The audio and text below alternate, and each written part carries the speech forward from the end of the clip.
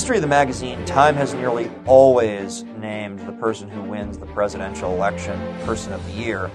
But in this case, it was quite obviously the only choice.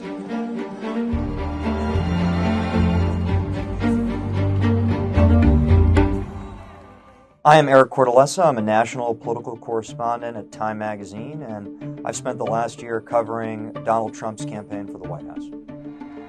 Donald Trump has singularly reshaped American politics and has transformed this country through his force of will, his ability to surmount obstacles that nobody thought he could, and for what he has revealed about the desires of the American electorate.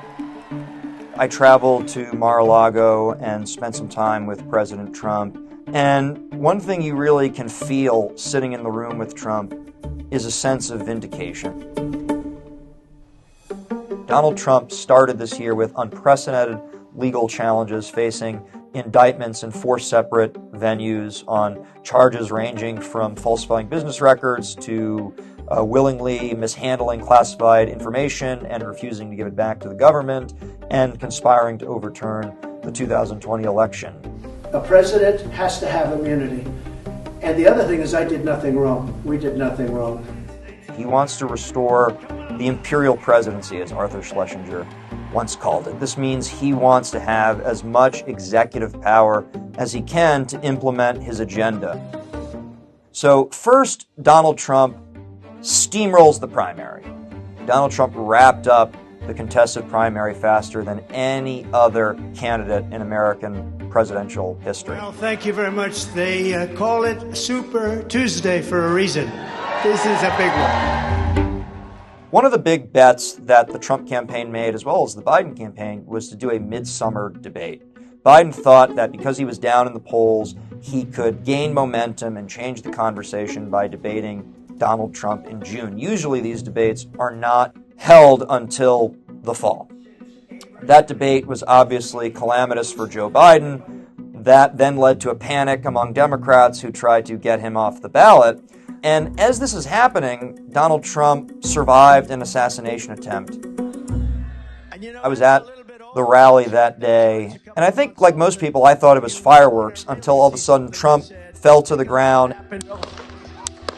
and Secret Service agents jumped on top of him, and you began hearing people scream, "Get down, get down, get down," and you heard some more shots fired off until Donald Trump got up off the stage and defiantly pumped his fists in the air and said, "Fight, fight, fight." That became one of the most iconic moments in American presidential history, and certainly turbocharged his campaign to a point where he seemed at that moment to hold history in his hands.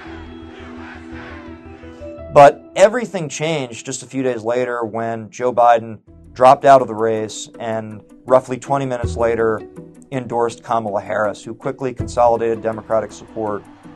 What the Trump campaign did not want to let happen was for Kamala Harris to become the change candidate.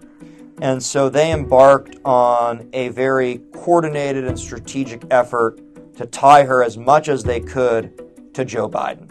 That she was Joe Biden's vice president, that she was responsible for his policies. They thought that she could inherit many of the same vulnerabilities that Joe Biden had, except for his old age.